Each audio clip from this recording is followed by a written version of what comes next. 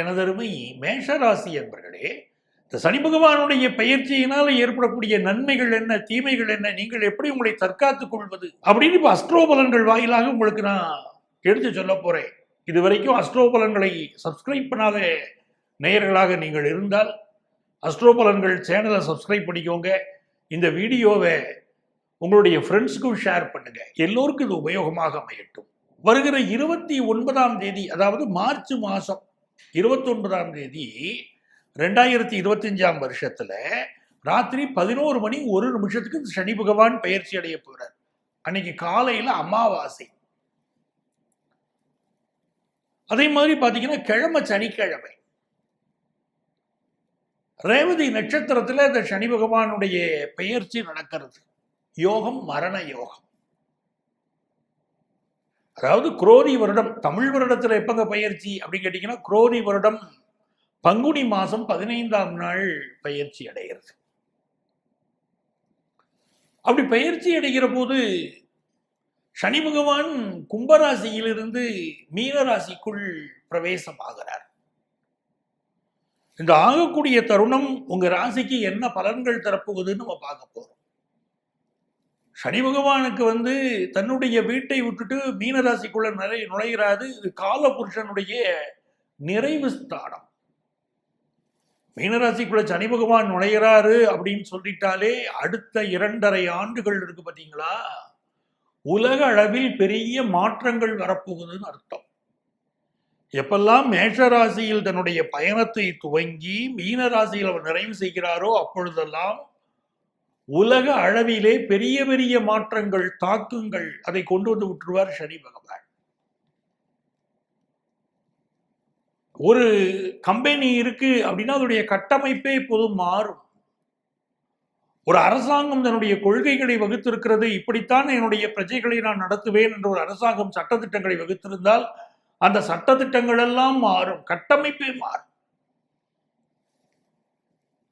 ஒரு கம்பெனியை நடத்தக்கூடிய நிர்வாகி தன்னுடைய கம்பெனிக்குன்னு ஒரு கட்டமைப்பு வச்சிருப்பார். இப்படித்தான் இருக்கும், இப்படித்தான் ஒர்க்கிங் நேரம் அப்படின்னு இருக்கும். எல்லாமே மாற்றி விட்டுருவாரு சனி பகவான். அப்படி ஏடா கூடமா நடக்குதுங்க பாருங்க. அப்படி கூட பல மாற்றங்கள் இருக்கும். அதுலயும் இந்த ஆண்டு சனி பயிற்சி நடக்குது பாருங்க. அந்த சனி பகவான் பயிற்சி அடையும் போது சனியோடு சுக்கிரன் சஞ்சரிக்கிறார், சூரியன் சஞ்சரிக்கிறார், ராகு சஞ்சரிக்கிறார். இப்படி இந்த கிரகங்கள் உட்கார்ந்து சஞ்சரிச்சுக்கிட்டு இருக்கு. அன்னைக்கு சந்திரனும் அங்கதான் இருக்கார். சனியோடு இன்னும் 4 கிரகங்கள் சேர்ந்து அங்க அமர்ந்திருக்கிறார்கள் மீனராசியில. 5 கிரகங்களுடைய கூட்டாக இந்த சனி பயிற்சி அமையிறது. ரொம்ப கவனமா இருக்கணும். நீங்க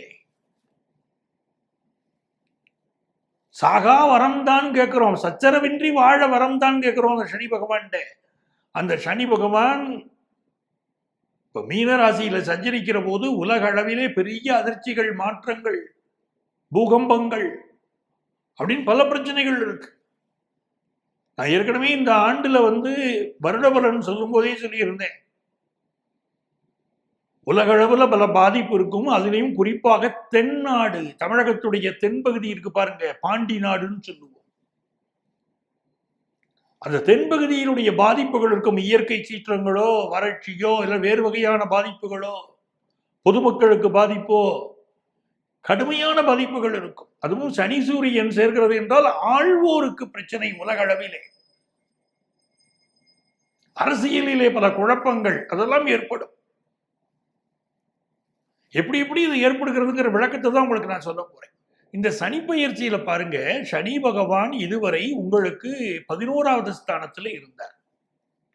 இப்ப என்ன பண்றார், உங்களுக்கு 12வது ஸ்தானத்துல உட்கார்றார். இதுக்கு பேரு 7.5 சனி பிடிக்கிறதுன்னு அர்த்தம். சனி பகவான் நம்முடைய ராசிக்கு 12வது ஸ்தானத்திலேயோ, நம்ம ராசியிலேயோ, நம்ம ராசிக்கு 2வது ஸ்தானத்திலேயோ இருந்தா அந்த காலகட்டத்துக்கு பேரு 7.5 சனின்னு பேரு. அப்போ மேஷராசிக்காரர்களுக்கு இப்ப 7.5 சனி பிடிக்கிறது. சரி, 7.5 சனி பிடிச்சிட்டா எங்க வாழ்க்கையில பெரிய துன்பங்கள் வந்துருமா அப்படின்னா உங்களுக்கு ஆறுதல் தரக்கூடிய கிரக நிலையை நீங்க தெரிஞ்சுக்கணும்.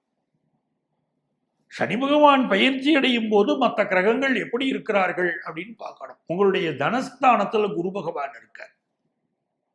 12ஆம் இடத்துல சனி பகவான் இருக்கும்போது மேஷராசிக்கு 2ஆம் இடத்துல குரு பகவான் இருக்காருங்கிறது உங்களுக்கு ஒரு பாதுகாப்பு அரண்.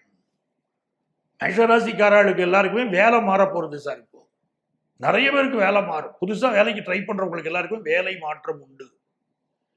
ஆனா பினான்சியல் டிஃபிகல்ட்டி பெரிய அளவுக்கு வராது. பினான்சியல் டிஃபிகல்ட்டி இல்லாம நீங்க தப்பிச்சுக்கிடுவீங்க. என்ன காரணம்? தனஸ்தானத்துல குரு பகவான் உட்கார்ந்து அனுக்கிரகம் பண்றார். அவர் உங்களை காப்பாற்றி விட்டுருவார். இந்த முறை நிறைய பயணங்கள் உங்களுக்கு அமையும். அதே மாதிரி உங்களுடைய பேச்சுக்கள் இருக்கு பாருங்க. இப்ப சமூக வலைத்தளத்துல ஒரு செய்தியை நீங்க பதிவிடுறீங்க அப்படின்னா ரொம்ப எச்சரிக்கையா பதிவிடணும்.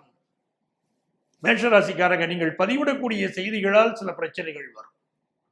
ஒரு 5 விஷயங்களை மிக முக்கியமாக நான் மேஷராசிக்காரர்களுக்கு சொல்ல நினைக்கிறேன். ஒண்ணு, நல்ல தன வருமானம் இருக்கும். இந்த சனி பயிற்சினால எனக்கு பணத்தட்டுப்பாடு வருமா, வியாபாரத்தில் பிரச்சனை வருமா, என் குடும்பத்தை நடத்த முடியாம போயிருமா அப்படிங்கிற கவலை பலருக்கு இருந்துகிட்டு இருக்கு. அந்த கவலை தேவையில்லை. சனி பகவானுடைய போர்ட்போலியோ அது இல்லை. அவருக்கு தேவை என்பது உங்களுடைய தொழில் சம்பந்தமான விஷயங்களைத்தான் பெரும்பாலும் அவர் உங்களுக்கு செய்ய போகிறார். அவர் 7.5 சனியாக இருப்பதனால என்ன பண்றோம்? எல்லா படியும் அவர் மேல தூக்கி போடுறோம். இவர் ஒரு வாழ்க்கையில் கெடுதல் வந்தாலும் இவர் தாங்க காரணம் அப்படின்னு சனி பகவான் மேல பழிய போட்டுறோம். எல்லா பழிகளுக்கும் ஒரு காரணம் இல்லை. அவர் காரகத்துவம் என்னவோ அது வரைக்கும் தான் அவருக்கு வேலை. அப்ப எல்லாருக்கும் ஒரு பயம் இருக்கு. சனி பகவான் வரக்கூடிய நேரத்தில் எனக்கு பொருளாதார பிரச்சனை வருமானா? மேஷராசிக்காரர்களுக்கு பொருளாதார பிரச்சனை வராது.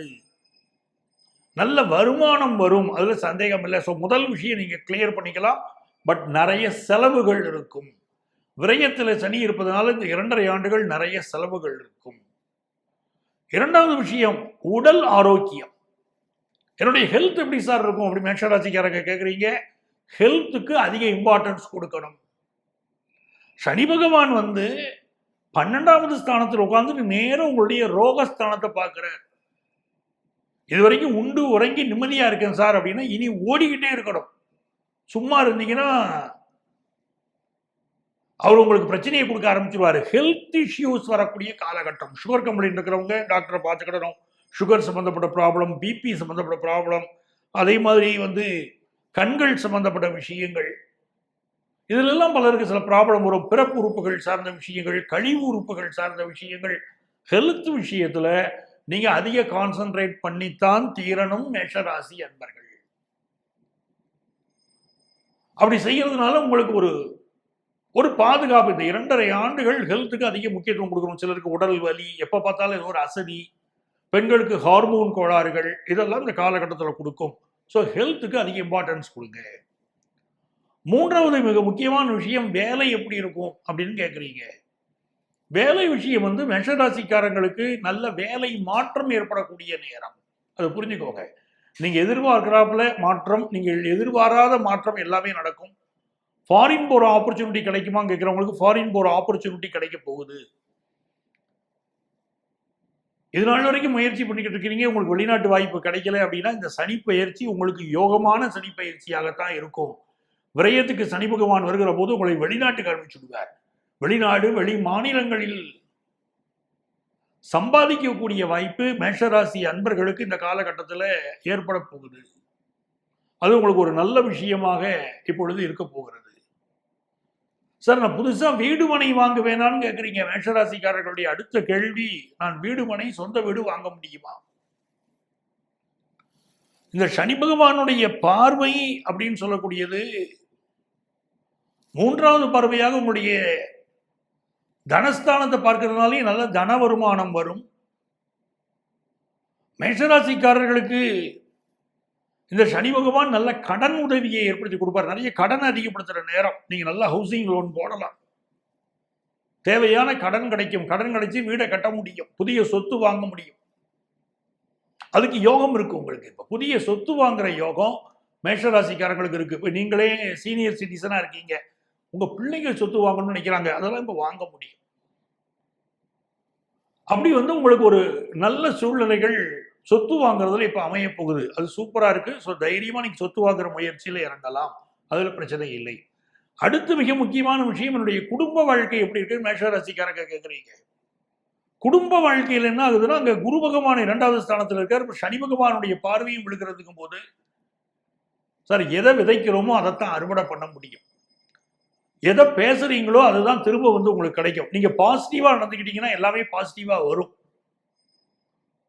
நீங்க குடும்பத்துல எல்லாத்தையும் அன்பா பழகுங்க, எல்லாருமே உங்கள்ட்ட அன்பா பழகுவாங்க.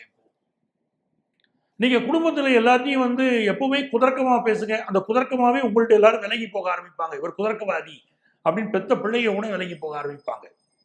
இந்த காலகட்டத்துல வாழ்க்கையுடைய அனுபவம் அதிகம் கிடைக்கும் சார். இந்த அனுபவத்தில் நீங்க எப்படி பாக்குறீங்க? உங்களை நீங்கள் நல்ல பாசிட்டிவ் வழியில பேச்சுக்கள் பேசுகிற போது குடும்ப வாழ்க்கை உங்களுக்கு சூப்பர்பா இருக்கும். அதுல எந்த சந்தேகமும் இல்லை. ஸோ குடும்ப வாழ்க்கையில நீங்க பாசிட்டிவா நடந்துக்க வேண்டியது அவசியம். சார் இந்த சனி பெயர்ச்சியில நாங்க என்ன பரிகாரம் பண்ணினா எங்க வாழ்க்கை நல்லா இருக்கும்? 7:30 சனி ஆரம்பிக்குது சார் கேட்குறீங்க.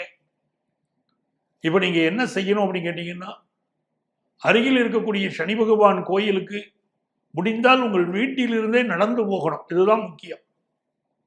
வீட்டிலிருந்தே நடந்து போகணும். இந்த சனி பயிற்சி காலகட்டங்களில் கால்களில் பிரச்சனை கொடுக்கும். முதல்ல காலில் ஒரு பிரச்சனை வந்துட்டாலே உடனே சனி பகவான் உள்ள பூந்துக்கிட்டுறாருன்னு அர்த்தம். வெளியில் செல்லும் போது பாதுகைகள் அணியாமல் செருப்பு அணியாமல் வெளியே போறதுலாம் இப்ப உகந்தது அல்ல. வீட்டிலிருந்து நேர நடந்து கோயிலுக்கு செல்லுங்கள். ஒரு கிலோமீட்டர்னாலும் நடக்கிறதுக்கு யோசிக்காதீங்க, நடந்து போங்க. போய் அருகில் உள்ள திருக்கோயிலுக்கு சனிக்கிழமை போய் அந்த சனி கோயிலில் அந்த கோயில்ல எந்த மெயின் டெய்டி இருக்கோ அந்த கடவுளுக்கு நீங்கள் தீபம் ஏற்றி வைத்து விட்டு, பிறகு நவக்கிரகத்திலே இருக்கக்கூடிய சனி பகவானுக்கு ஒரு நல்லெண்ணெய் தீபம் ஏற்றி அவரை 9 முறை வலம் வந்து வழிபட்டுட்டு வாங்க. உங்க வாழ்க்கை அற்புதமாக இருக்கும்.